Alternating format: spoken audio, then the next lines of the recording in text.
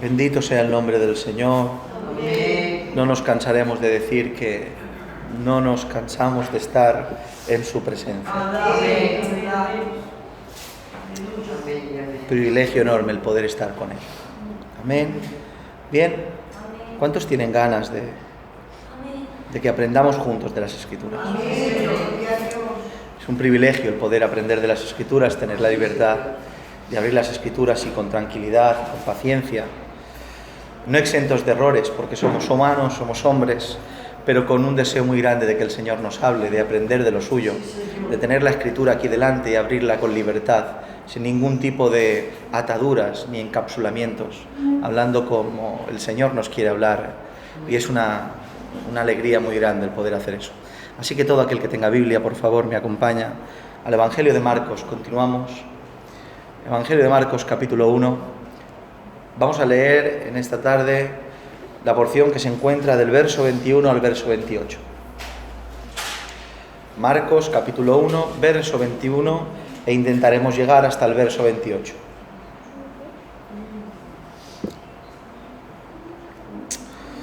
Por favor, Señor, te ruego, Dios mío, que tú tomes mi torpeza, mi incapacidad, Señor, para poder hablar las riquezas de tu palabra, Señor mío, y que podamos salir enriquecidos y que tu nombre sea glorificado en esta tarde. Purifica nuestros labios para leer su bendita palabra. Amén.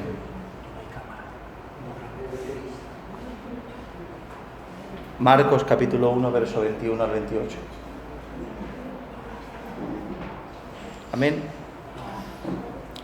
Gloria a Dios. Y dice así la palabra del Señor. Y entraron en Capernaum y los días de reposo, entrando en la sinagoga, enseñaba.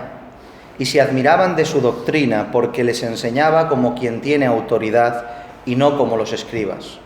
Pero habían en la sinagoga de ellos un hombre con espíritu inmundo que dio voces, diciendo: ¡Ah! ¿Qué tienes con nosotros, Jesús Nazareno? ¿Has venido para destruirnos? Sé quién eres, el Santo de Dios. Pero Jesús le reprendió diciendo: cállate y sal de él. Y el espíritu inmundo, sacudiéndole con violencia y clamando a gran voz, salió de él. Y todos se asombraron de tal manera que discutían entre sí diciendo: ¿qué es esto?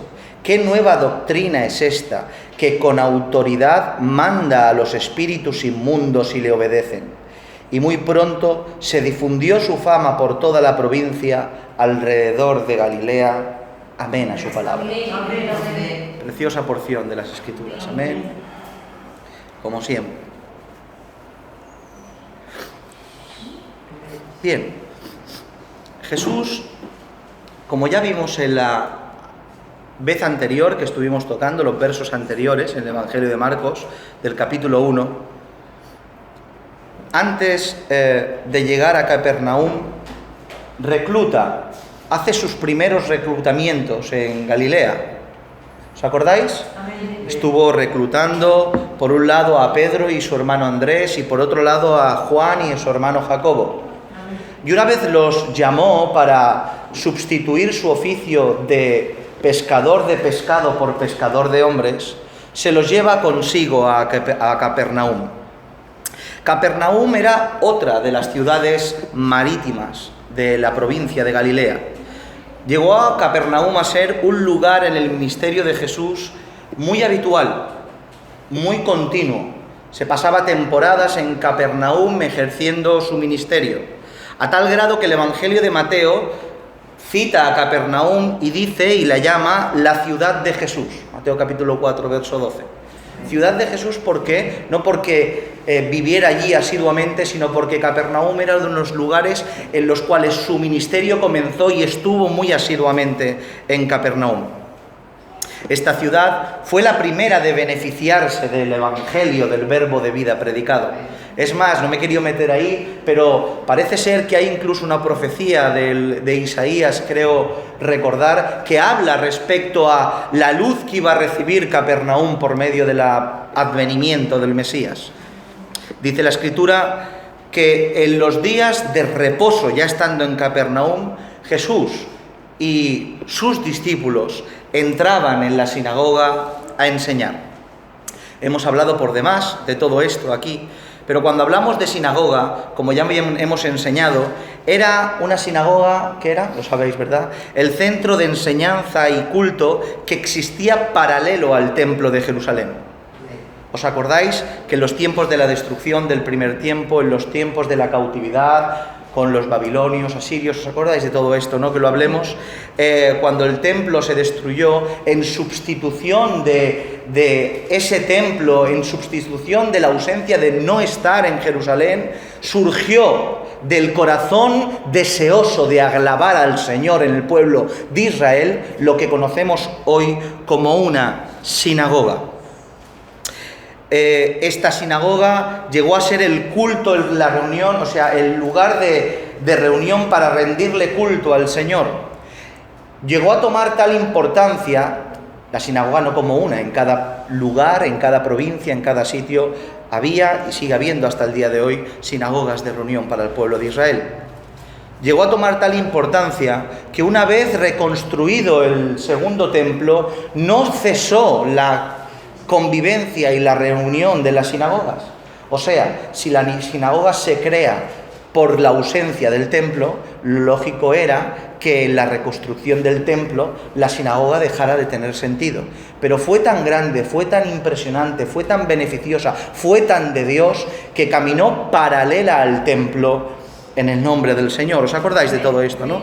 La sinagoga era conocida como casa de reunión, la sinagoga era conocida como casa de oración, la sinagoga era conocida como casa de estudios. Para que se hagan una idea, llegaban a la sinagoga el pueblo de Israel y hacían sus oraciones correspondientes, se ponían de pie alabando al Señor. También leían la porción de la Torá y de los profetas que correspondía. En aquellos tiempos no pasaban por toda la Torá y la porción de los profetas en un año, sino en 3. Y la porción que tocaba la leían a nivel congregacional. Y también tenían sus momentos de enseñanza, de interpretación, de transmisión de la ley dentro de las sinagogas. Por tanto, en estas sinagogas, cada día de reposo, o sea, cada Shabbat, entraba Jesús y sus discípulos ¿a qué? A reunirse con su pueblo, a orar al Señor con su pueblo y a enseñar y transmitir la ley del Señor. Si hay algo que resaltar en esta porción de las Escrituras que hemos leído, y algo al cual haremos énfasis en esta tarde, a ver si lo adivinan qué es. ¿Cómo? Autoridad. Es la autoridad de Jesús. La autoridad de Jesús. Esta autoridad no solo se ve en estos versos, sino que la autoridad de Jesús corre a lo largo de toda la Escritura y se enfatiza en carne, en vivencia, a lo largo de los 4 evangelios, tanto de los sinópticos, tanto como el de Juan. Vemos a Jesús que con dicha autoridad sana enfermedades por doquier, ¿sí o no? Sí. Con dicha autoridad resucita muertos. Con dicha autoridad es dueño de los elementos y los calma y los mueve a su merced. Con dicha autoridad tiene capacidad de perdonar pecados. La Biblia está llena de demostraciones de autoridad del Mesías, de Jesús de Nazaret.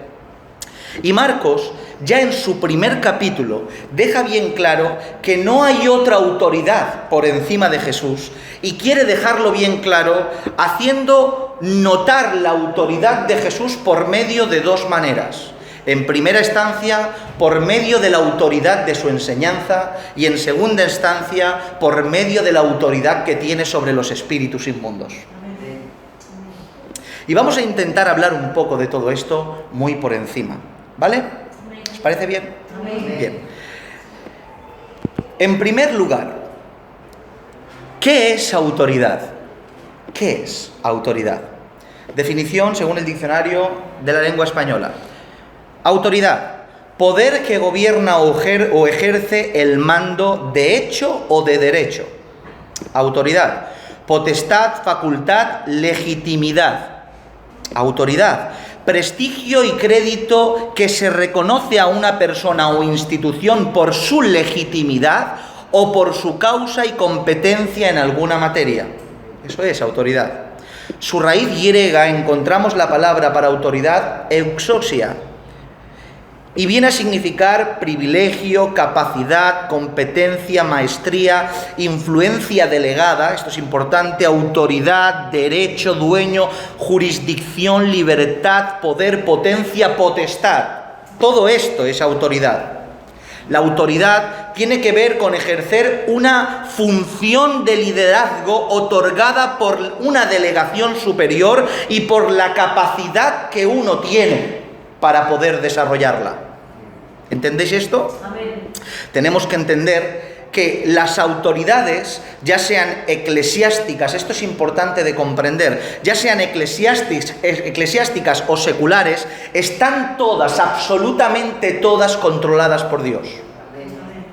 Las religiosas, las no religiosas, las buenas, las malas, toda autoridad está puesta y controlada por el Padre. Juan 5:27 dice, respondió Jesús, están en el conflicto con Pilato, dice, ninguna autoridad tendrías contra mí, porque Pilato se jacta de su posición de gobernador y dice, ¿no entiendes que te puedo quitar la vida? ¿Qué estás haciendo? Y el Señor le dice, respondió Jesús, ninguna autoridad tendrías contra mí si no te fuese dada de arriba. O sea, Pilato, estoy aquí porque el Padre te lo concede. Romanos capítulo 13, verso 1 dice, sométase toda persona a las autoridades superiores, porque no hay autoridad sino de parte de Dios, y las que hay por Dios han sido establecidas. Esto nos ayuda a entender dos cosas. Primera,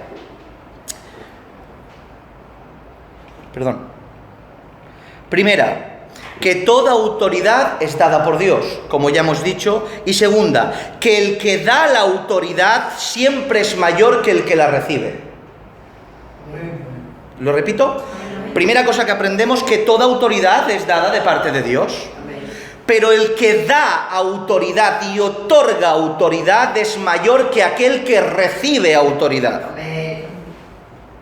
Delegar autoridad siempre tiene que ir en línea de alguien superior hacia abajo, descendente. Yo no entiendo mucho de rangos militares, pero un cabo no puede darle autoridad a un general, sino un general puede darle autoridad que un cabo que es inferior haga algo porque tiene mandato de su superior, ¿sí o no? Un ejemplo de autoridad, Mateo capítulo 10, verso 1 dice, entonces llamando a sus 12 discípulos, les dio autoridad sobre los espíritus inmundos para que los echasen fuera y para sanar toda enfermedad y toda dolencia. Jesús, estando lleno ya él de autoridad y siendo superior a los discípulos, les otorgó una autoridad que no tenían para que ejerciesen una función. Otro ejemplo muy aclaratorio y muy gráfico es el que encontramos en Mateo capítulo 8, verso 9. Dice, porque también yo soy un hombre bajo autoridad, dijo un centurión. Un centurión. Porque también yo soy hombre bajo autoridad y tengo bajo mis órdenes soldados y digo a este ve y va y al otro ven y viene y a mi siervo haz esto y lo hace. O sea, el centurión le pide a Jesús que sane. Jesús y le dice, no hace falta ni que vengas. Di la palabra y sanará. Dice, porque entiendo cómo funciona esto de autoridad, le dice el centurión. ¿Qué fe tenía el centurión? No lo digo yo, lo dice el propio Cristo. Dice, yo soy un hombre bajo autoridad. ¿Qué quería decir el centurión? Que yo tengo a gente que está por encima de mí. Pero también tengo a gente que está por debajo de mí. Por tanto, cuando yo digo, a mí me dicen una persona que está por encima de mí, haz algo, lo hago. Pero cuando yo digo a una persona que está por debajo de mí, haz algo, también lo hace. Porque yo le digo, ven y viene, ves y va, porque tengo autoridad, porque entiendo de autoridad. Por tanto, manda la palabra que tú tienes autoridad y serás sano. Amén. Un ejemplo de autoridad muy gráfico. Porque la autoridad siempre viene de una persona superior a otra persona que está por debajo. ¿Hemos entendido esto? Amén. Bien. Habiendo explicado un poco lo que es autoridad, vamos al primer punto que Marcos resalta respecto a la autoridad de Jesús. Amén. Autoridad por medio de la enseñanza. Como dice el relato, ellos se asombraron, se admiraban, se maravillaban de ver con qué autoridad Cristo se expresaba. Imagínense el asombro que un joven, escuchen bien, que un joven de 30 años, un niño en comparación con los rabinos que enseñaban de la época, un niño de 30 años, yo tengo 37, un joven de 30 años, ¿de Nazaret podrá salir algo bueno? Carpintero de profesión, no estaba dedicado de día y de noche a los libros, estaba dedicado de día y de noche a la carpintería trabajando con su padre. Pudiera hablar tantas maravillas expresadas en las Escrituras, no solo de una forma perfectamente, exegéticamente perfecta, sino llena del poder y de la autoridad de Dios. Amén.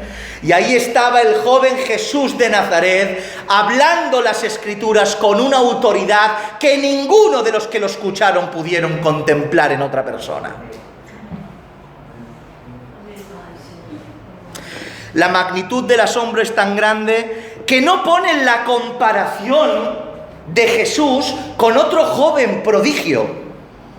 Podrían decir, bueno, este Jesús de Nazaret, el hijo de José, según se creía, ellos creían que José era su padre biológico, nosotros entendemos que María fue concebida por medio del Espíritu Santo, y ellos decían, el hijo de José, este carpintero, es increíble, se parece al joven fulanito de tal que apunta maneras.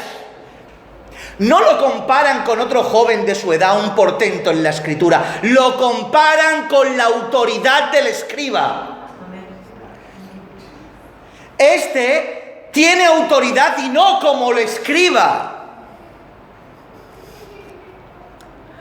¿Pero qué es un escriba?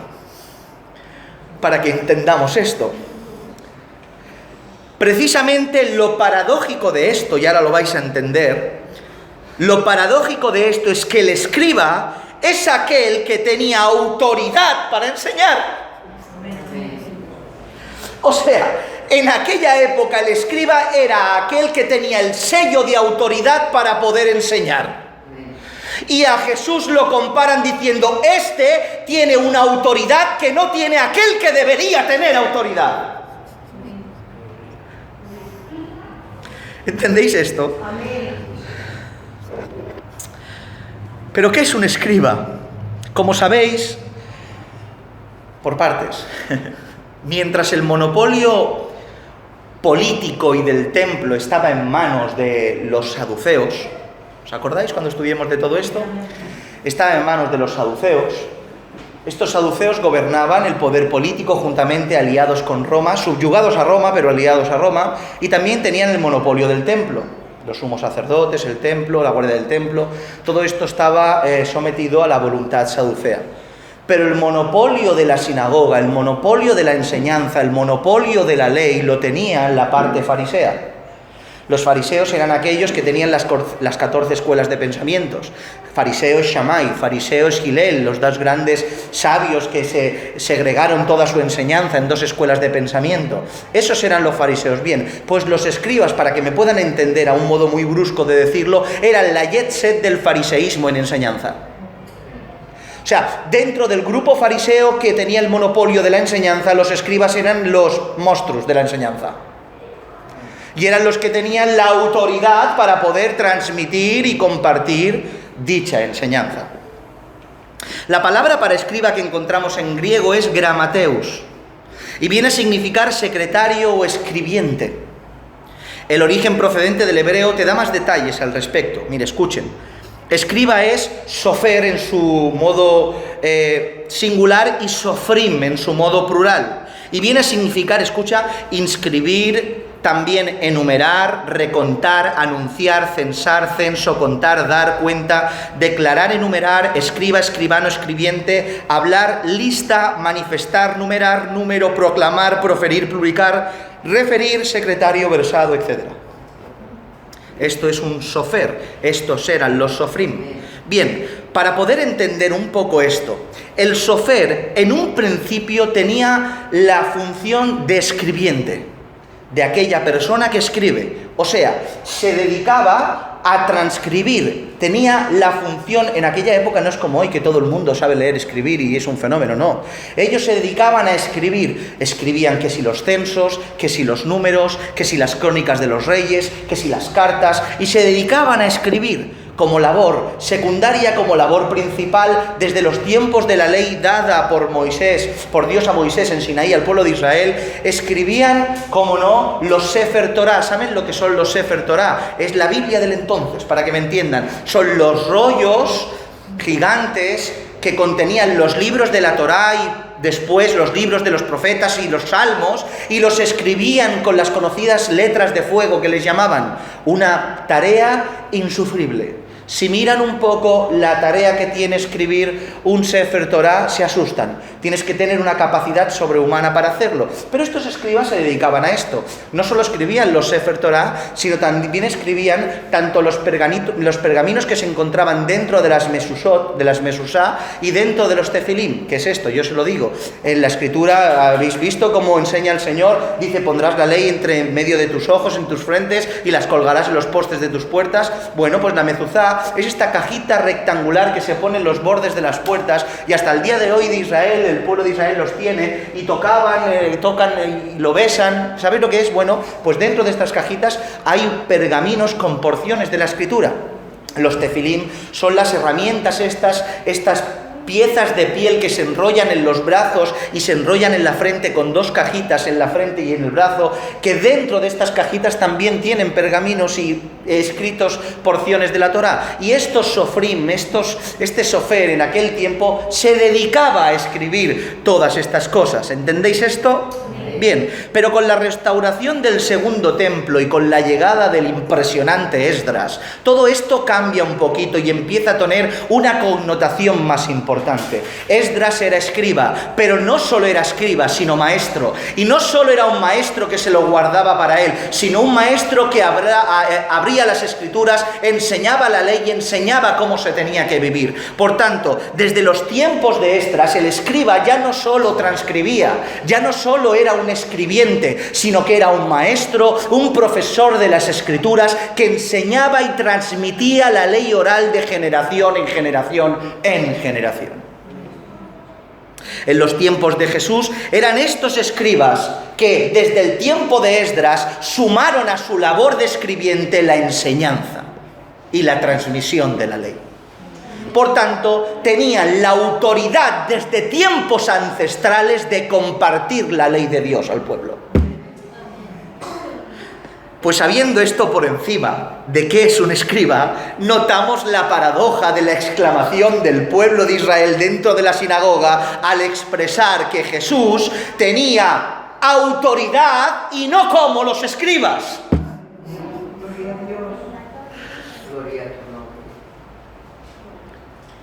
El motivo de la ausencia de autoridad, porque si los escribas hubieran tenido autoridad, hubieran podido decir, Jesús por supuesto tenía más autoridad que los escribas, pero los escribas también, porque por norma el escriba tenía que tener autoridad para poder expresar la palabra, y la tenían, pero estaba adulterado, por eso la autoridad se diluía en sus labios.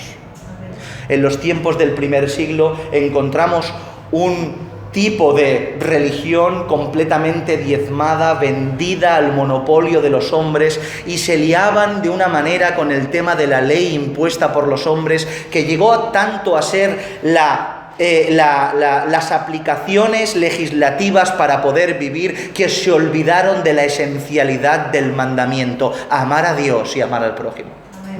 Por eso la autoridad estaba de los escribas tirada por los suelos. Y si a eso le sumas la autoridad perfecta de la luz del verbo de vida, tienes la expresión, como no, la expresión que dice, este tiene más autoridad que nadie. Amén. Parafraseo el texto. ¿Entendéis todo esto? Amén. Este enseña como quien tiene autoridad y no como los escribas. Aleluya. Pero ¿por qué esta autoridad de Jesús? Definamos un poquito mejor esto. ¿Me vais a dejar tener paciencia hablando? Definamos un poquito esto. ¿Por qué la autoridad de Jesús? Jesús tenía una autoridad por encima de los demás y eso es obvio. Y esta respuesta que voy a dar es la estándar y la obvia y la más sencilla y natural de expresar. ¿Por qué tenía dicha autoridad Jesús? Por su esencialidad como verbo de vida y como su calidad que tenía de Hijo de Dios. Cuando hablamos de autoridad de Jesús, no hay comparación alguna para comparar autoridades. Es incomparable, no se puede comparar la autoridad de ningún hombre con la autoridad que tenía Jesús, ya que no hubo ni habrá nadie como Él. Amén. Yo diría más fuerte, nunca habrá nadie como Él. Amén. Era la vida predicando la vida, Amén. el verbo enseñando la palabra. La autoridad suprema por su esencialidad y por su condición de Hijo de Dios. Amén. Por tanto, dicha cualidad lo ponía en autoridad automática por encima del resto de la creación. Pero más allá de su esencialidad y posición, tiene autoridad por motivos diferentes que me gustaría mencionar. Uno de los motivos era su completa obediencia. Su completa obediencia, y ahora lo vais a entender esto. Déjenme ilustrarlo así. Cuando un padre de familia tiene muchos hijos y tiene que ausentarse y tiene que dejar a un hijo a cargo de todo, no solo por norma tendría que ser el primogénito, el mayor, pero si el primogénito y el mayor está un poquito más para allí que para aquí, no mirarán al primogénito del mayor, mirarán a una persona, uno de entre sus hijos, que sea prudente, que sea responsable y que sea obediente, ¿sí o no? ¿Por qué? Porque tendré, si me ausento, dejar a mi hijo responsable la autoridad como cabeza en mi ausencia. ¿Sí? Así pues, Dios Padre encontró en Jesús de Nazaret, en su Hijo perfecto, dicha autoridad, dicha vasija para depositar su autoridad por la obediencia que iba a encontrar en Jesús el Nazareno. Juan capítulo 4, verso 34 dice, Jesús le dijo, mi comida, escucha bien, mi comida es que haga la voluntad del que me envió y que acabe su obra. Amén. Escucha, que mi comida no es el alimento, que mi comida es obedecer a mi Padre. Amén. Juan 6:38, porque he descendido del cielo no para hacer mi voluntad, sino la voluntad del que me envió. Amén.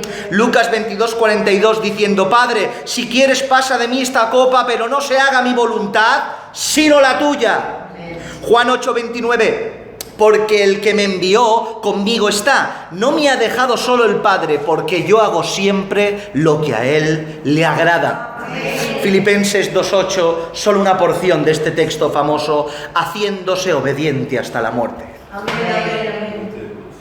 Haciéndose obediente hasta la muerte. Por tanto, su obediencia capacitaba y daba tranquilidad, entre comillas, entiéndanme como lo digo al Padre, para depositar toda la autoridad en el Hijo.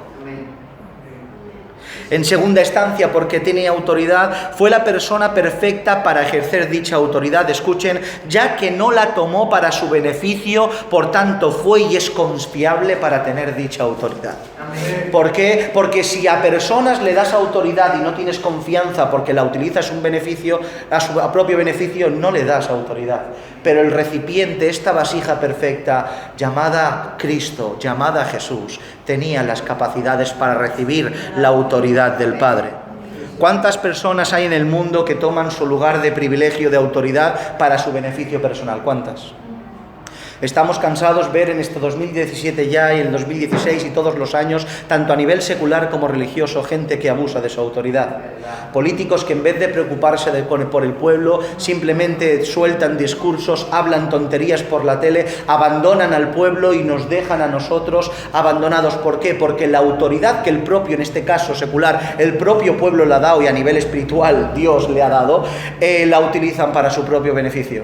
Se enriquecen, se ensanchan su pecho y todos los beneficios son para ellos porque ejercen deshonestamente la autoridad. Pero a nivel religioso vemos lo mismo, vemos como pastores, como líderes, como gente que tiene autoridad la usa ilegítimamente para poder tener un beneficio personal y no el beneficio para el pueblo, que es la voluntad de Dios. ¿Cuántas veces vemos esto? Pero Jesús tomó y desempeñó su autoridad de una forma legítima. Amén. Filipenses 2, 5, 8 dice: haya pues en vosotros el sentir que hubo también en Cristo Jesús, el cual siendo en forma de Dios no estimó ser igual a Dios como cosa a que aferrarse, sino que se despojó a sí mismo tomando forma de siervo y hecho semejante a los hombres, y estando en la condición de hombre se humilló a sí mismo, haciéndose obediente hasta la muerte y muerte de cruz. En ningún momento Jesús utilizó su posición de autoridad como pretexto para enriquecerse él o tomar beneficio. Y si alguien tenía la posibilidad de decir: ¡hey, soy el rey, aquí servirme todos!, era él. Pero no tomó ocasión para hacer eso, sino que se despojó de sí mismo, no de la autoridad. Se despojó de lo que quizá la autoridad podía darle y le daría en un futuro, pero no despojándose de la autoridad, sino de tomar la autoridad como privilegio, se hizo semejante a los hombres, y no quedándose ahí, se hizo siervo, y no quedándose ahí, murió en muerte de cruz.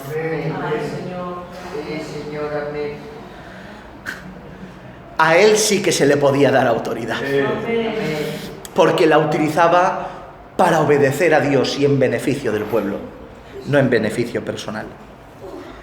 Autoridad porque todo lo que decía, interpretaba, escucha esto que es increíble, autoridad porque todo lo que decía e interpretaba no provenía de él, sino de su Padre Celestial. Autoridad porque lo que hablaba y enseñaba no provenía de él, sino de su Padre Celestial.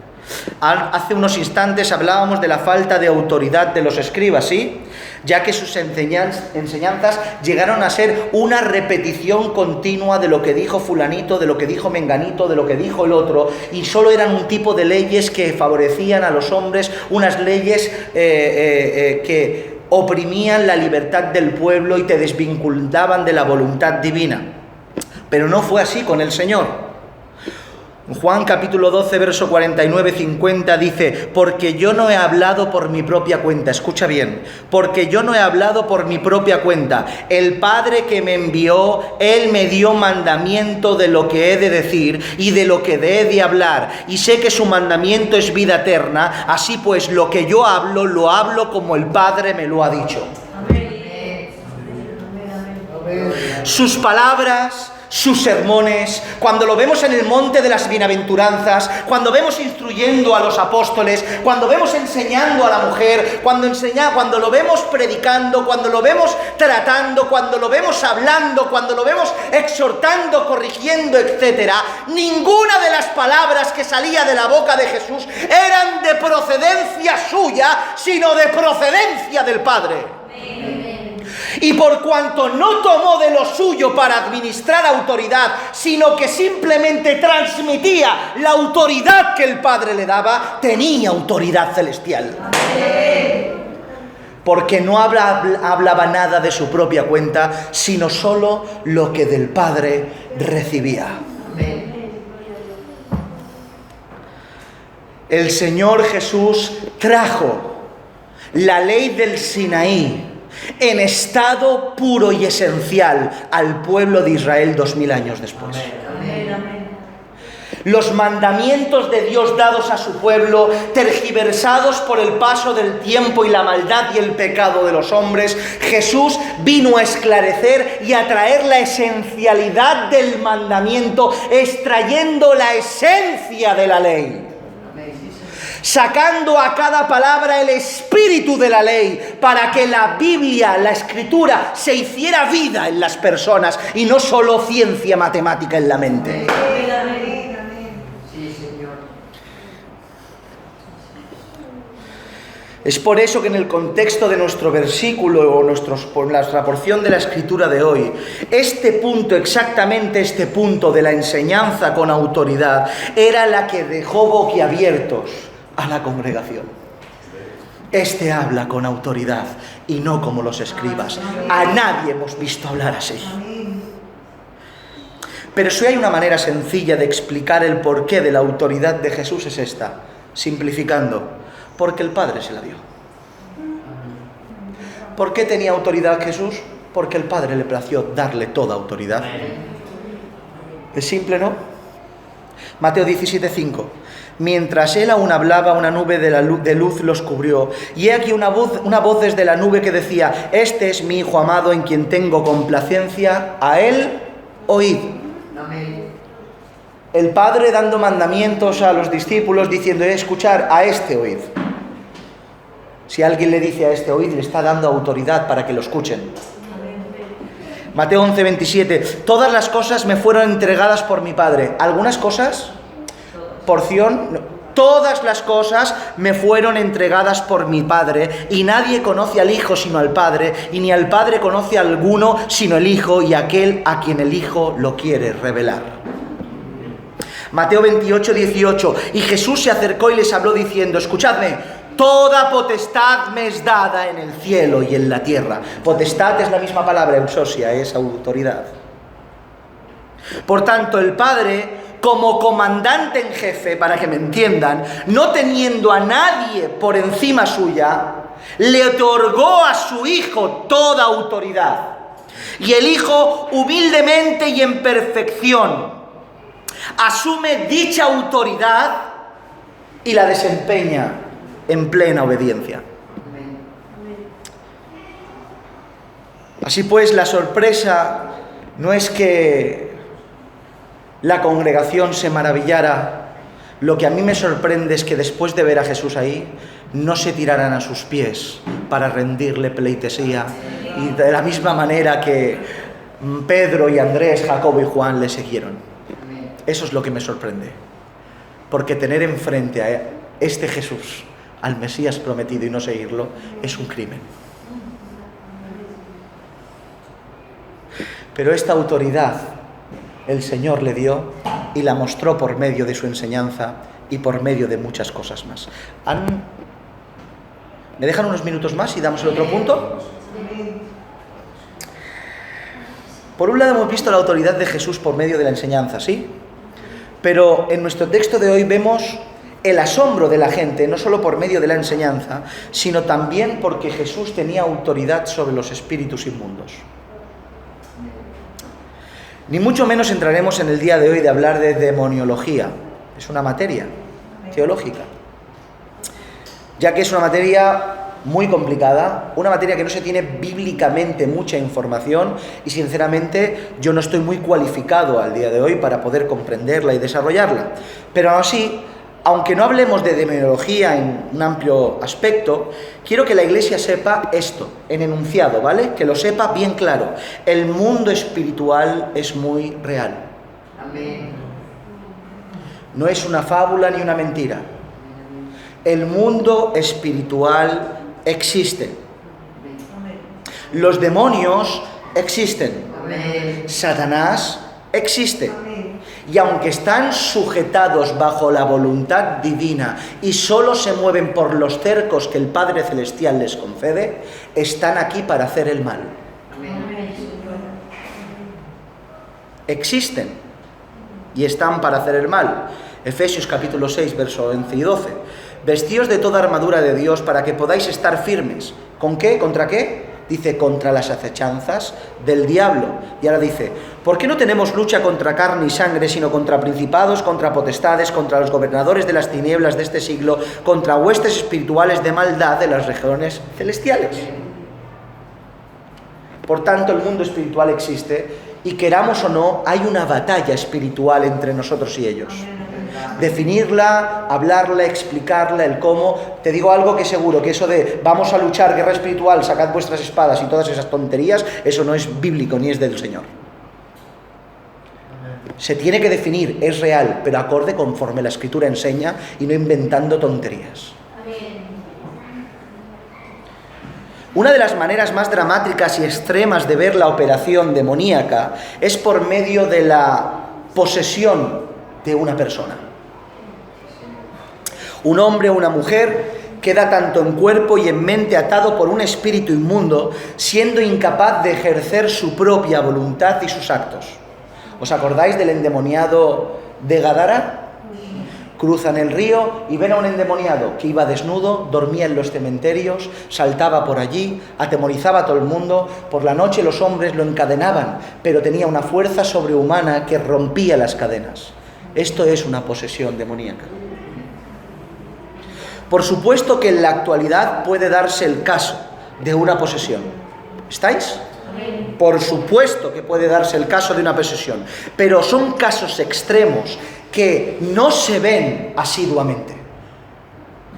Casos que se pueden contar con las manos. La creencia que las posesiones de espíritus inmundos en cuerpos de persona vienen a miles y en decenas de miles y por todas las iglesias es una creencia falsa, que se ha generado por los falsos ministros que para enriquecerse con ganancias deshonestas enseñan cosas como que los espíritus inmundos están por todos los sitios poseyendo a la gente, incluso para los cristianos.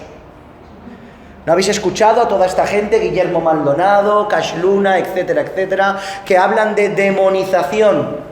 Dicen que los cristianos, esto es completamente falso y una herejía, que los cristianos tienen partes de su cuerpo poseídas por espíritus inmundos y empiezan a hacer un espectáculo circense en medio de las iglesias, con perdón, vomitando y haciendo un montón de cosas para simplemente generar más expectación, más asiduidad de gente y que se enriquezan más los bolsillos.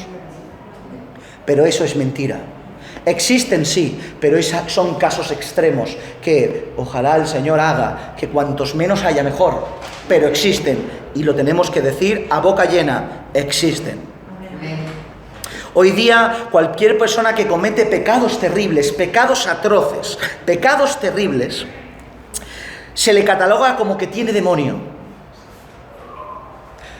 Una persona que comete un pecado normal, bueno, tal, pero una persona que comete pecados terribles, decimos, sí, tiene demonio, tiene un demonio, está poseído por un espíritu inmundo. ¿Sabéis por qué hacemos eso? Porque no nos creemos que la maldad de la gente pueda llegar a tal grado. Pero las Escrituras nos enseñan que el hombre es malo. Las Escrituras nos enseñan que el hombre es perverso. No hay ni uno bueno, dice la Escritura. Y los hombres pueden llegar a tales depravaciones de hacer atrocidades sin necesidad de estar poseídos por espíritus inmundos. Simplemente por la maldad de su pecado. No necesitan liberación demoníaca. Necesitan el Evangelio de Jesucristo y que se arrepientan de sus pecados.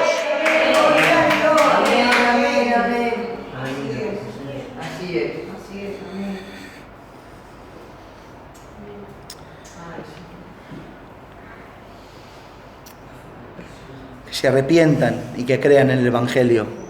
Cuando veas a una persona que peque, no reprendas al demonio, repréndelo a él.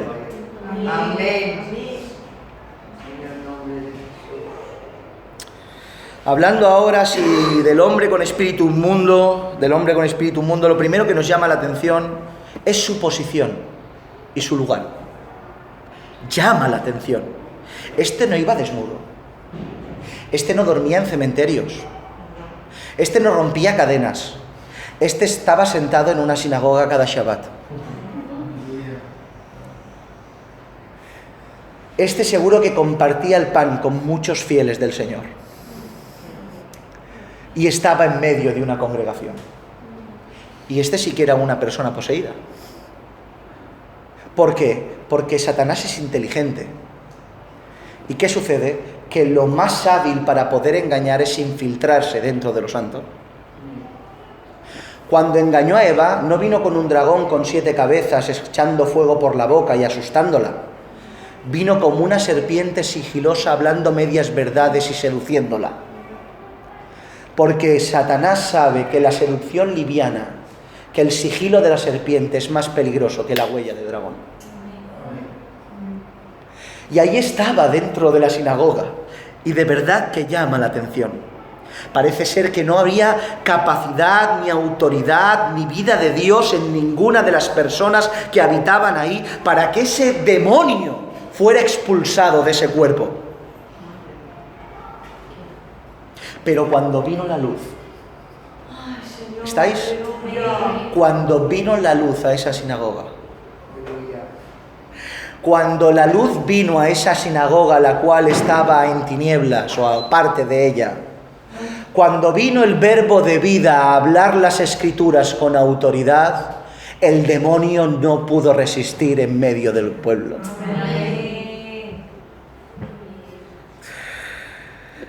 Dice la Escritura que antes de hablar exclamó: ¡ah! Dijo, gritó.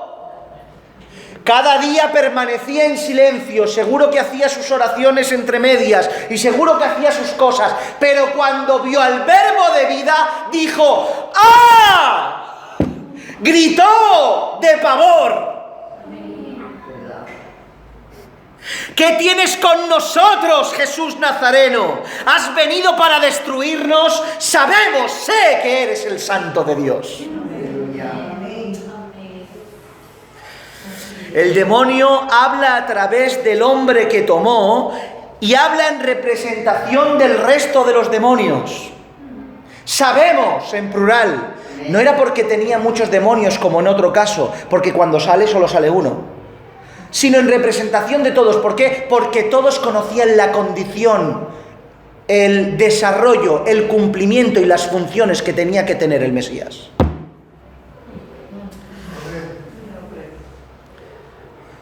Todos sabían lo que dice en Primera de Juan, no en Primera de Juan porque no estaba escrito, sino el concepto mesiánico que expresa Primera de Juan 3:8. Dice: el que practica el pecado es del diablo, porque el diablo peca desde el principio. Y dice: para esto apareció el Hijo de Dios, para deshacer las obras del diablo. Amén.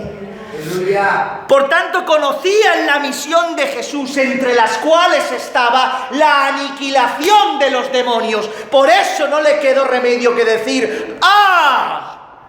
¿Qué haces aquí a destruirnos?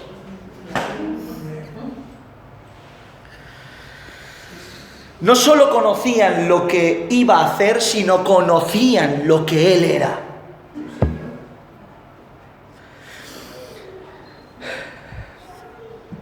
Por un lado sabían su procedencia y su nombre.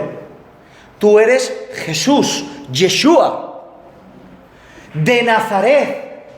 Parece ser que los demonios estaban vigilando a Jesús desde que esa virgen en un pesebre dio a luz y una estrella se posó encima de ese pesebre.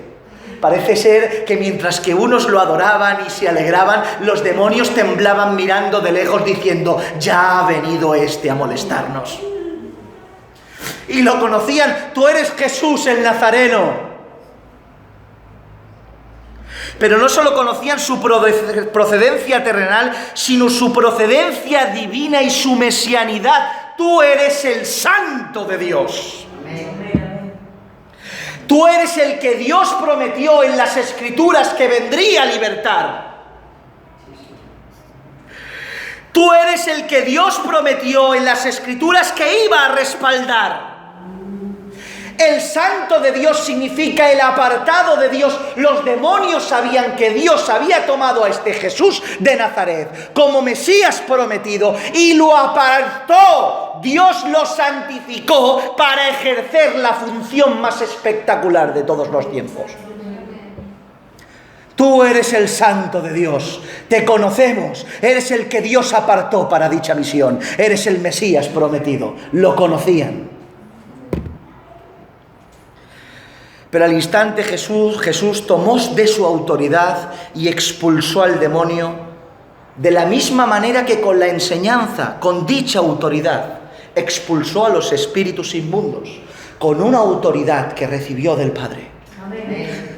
Dice la Escritura en Mateo 12:28, pero si yo, escucha, por el Espíritu de Dios echo fuera a los demonios, ciertamente ha llegado a vosotros el reino de Dios. Amén. ¿Por qué echaba a los demonios Jesús? Porque tenía el Espíritu de su Padre en él. Amén. Por tanto, la autoridad delegada del que estaba por encima otorgó a Jesús como Mesías el Espíritu de Dios capacitante para poder expulsar a los espíritus inmundos. Amén. Por eso él pudo decir, cuando empezó a dar voces en medio de la sinagoga: ¡cállate! ¡Cállate y sal de él! Y ante esta orden tajante salió al instante. Amén. Cuánto espectáculo vemos hoy en día, ¿verdad? Con la liberación de los espíritus inmundos, ¿verdad? En vez de expulsar a un demonio, se hace un espectáculo para la televisión. Pero no nos metemos ahí, eso para otro día. Pero en definitiva, el espíritu inmundo salió de él y lo dejó tranquilo. Y la gente se quedó asombrada, porque no solo enseñaba con autoridad con sus palabras, sino que la veracidad y el poder que emanaba de él hacía que una palabra de él fuera una orden directa para un espíritu inmundo. No es que el pueblo de Israel en aquella época desconociera del mundo espiritual, ni tampoco es que no se practicaran liberaciones en aquella época, pero llama la atención. Y tenemos que ser honestos con las Escrituras, que solo es a partir de la llegada y el advenimiento de Jesucristo que las liberaciones de los espíritus inmundos vienen a darse lugar. Cuando Jesús vino, empezaron a liberarse los demonios, y después la autoridad que él recibió la pasó a los que él escogió y se la dio a ellos para que siguieran ejerciendo dicha autoridad. Por tanto, podríamos decir sobre esa base, sin riesgo a equivocarnos, de que la liberación de las personas de los espíritus inmundos es una señal mesiánica. Es una señal distintiva para calificar quién tiene que ser el Mesías. Una persona de aquel tiempo que tenía dicha autoridad, no solo enseñanza, sino también autoridad sobre el espíritu inmundo, probablemente sería una señal certera de que era el Mesías prometido por las Escrituras. Porque no hay evidencias de liberaciones quitando algún texto suelto en la antigüedad. ¿Seguro que habrían? Pues seguro, pero no hay evidencias escriturales. Todo este despliegue, y terminamos, todo este despliegue de autoridad en un solo día provocó que la fama de Jesús se extendiera, como dice la Escritura. Dice el último verso que hemos leído: y muy pronto se difundió su fama por toda la provincia y alrededor de Galilea. No solo por Capernaum, sino por toda la provincia de Galilea. Una tarde revolucionó una provincia.